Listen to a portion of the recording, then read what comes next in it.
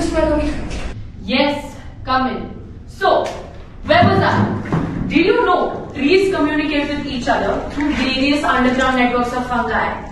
Trees share nutrients and also warn each other from various dangers like pests. It's like a tree version of WhatsApp. What?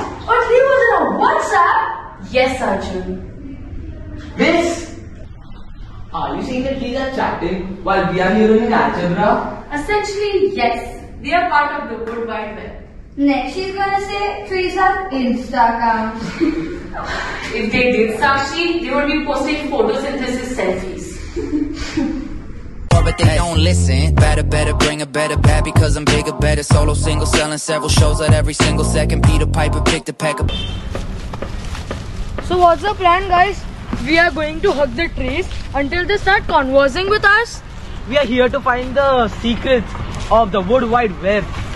Right, and I'm here to make sure that you don't get lost or end up in some weird nature documentary titled When Curiosity Goes Wrong. It said that trees send chemical signals to each other to warn about dangers like pests. Great, so if I sneeze near this tree, will it warn the others I have allergies? Ah, butterfly. This always runs to that flower. It never sits on my hand. Stupid, don't you remember Miss Anita teaching the same concept literally last week? Which concept? Of pheromones. Duh. Chemicals released by plants that attract insects like butterflies to them. Many organisms like insects, some vertebrates and plants use pheromones for a variety of purposes. Oh, now it looks like I have to pay attention in my lectures now.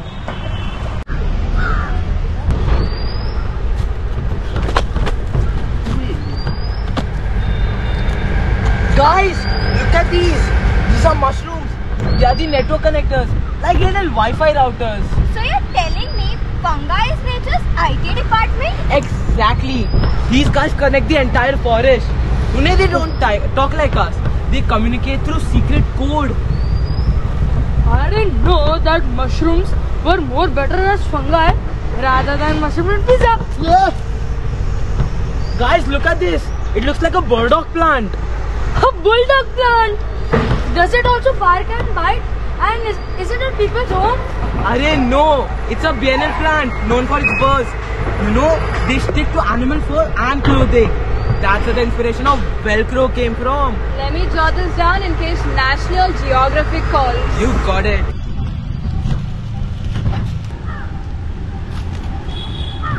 When humans talk affirmatively to plants, it stimulates positive energy within them, which promotes growth and improves health. Are you talking about us healing them? Dude, they heal us. Just look around you. Your eyes and mind will be lost in the tranquility of this place. That's because the blue color of the sky brings in tranquility, and the green color of the plant induces freshness and relaxation. Okay, fine. Trees are cool. But if someone starts texting me, I'm out. Oh, guys, get ready. We have to give a presentation tomorrow. Alright! Let's go. Everyone pay attention. Group 3 is presenting on their research. Good morning, everyone. We discovered how trees talk with each other, not with words, but through action. It's a complex network of thread-like fungal strands called mycelium. It forms a communication network, sharing nutrients as well as warning each other about danger. And also, older trees known as mother trees may use this network to supply sugar to shaded seedlings. Sick or dying trees also use this network to dump their resources for healthier neighbors to use. Basically, they are better at teamwork than we are. Remember, if you see a tree, it's part of something much bigger.